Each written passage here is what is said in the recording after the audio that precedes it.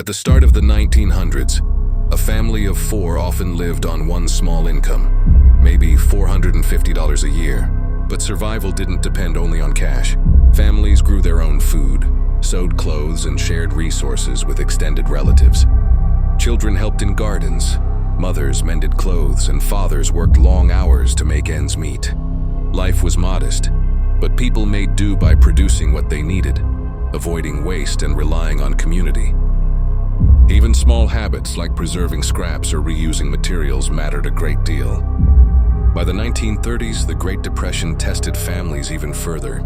Jobs were scarce, banks failed, and some families lost their savings overnight.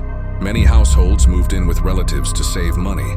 Mothers stretched meals using homegrown vegetables, canning fruits, and making soups from leftovers.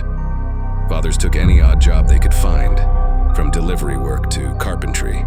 Children often went without new shoes or clothing, learning early the value of patience and thrift. Every penny mattered, and families became experts at reusing, repairing, and cutting out anything unnecessary. It was a time when resourcefulness wasn't just a skill, it was survival. The 1960s brought a different picture. A single breadwinner could earn enough to support a wife and two children. Homes cost only a couple of years' salary. Childcare was minimal because one parent stayed home, and healthcare and education were far more affordable than today. Yet families still practiced careful budgeting. They often lived with just one car, one television set, and modest vacations.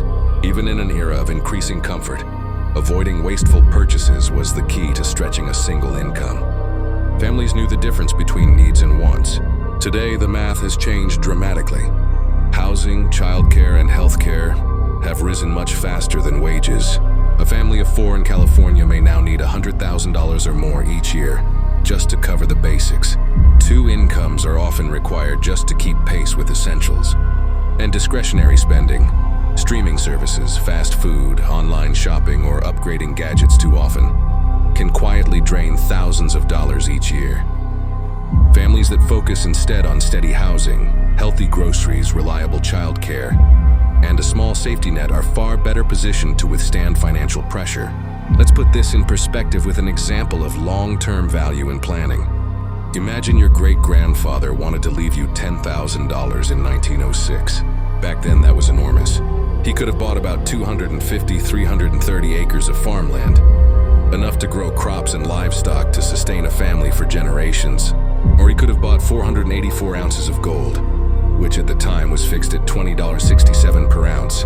Today, that farmland could be worth over $1.4 million, and the gold could be worth nearly $1.77 million. Even back then, investing in things that held value, land, gold, and essentials, created financial security that could survive economic ups and downs.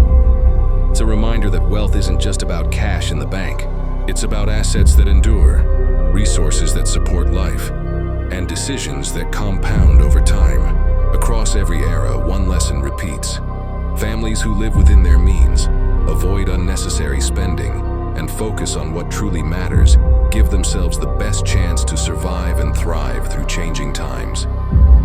From the modest households of 1900 to today's modern families juggling rising costs, the principle remains the same.